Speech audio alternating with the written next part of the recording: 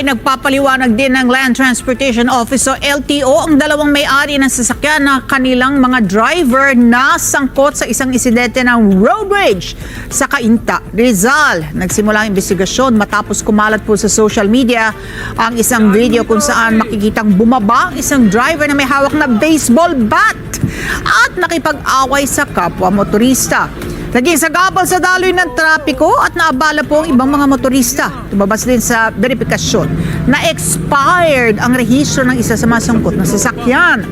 Pinahaharap ng LTO ang dalawang panig sa pagdinig ng Intelligence and Investigation Division sa February 5, 2026. Kailangan nilang ipaliwanag kung bakit hindi sila dapat maharap sa mga kasong administratibo tulad ng reckless driving, obstruction of traffic at iba pang paglabag at kung bakit hindi dapat suspindihin o bawiin ang kanilang lisensya.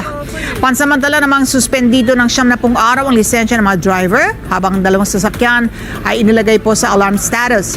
Ayon sa LTO, kapag hindi humarap o magsumite ng paliwanag mga sangkot, pagpapasyahan ng mga kaso batay sa mga umiiral na ebidensya at dokumento.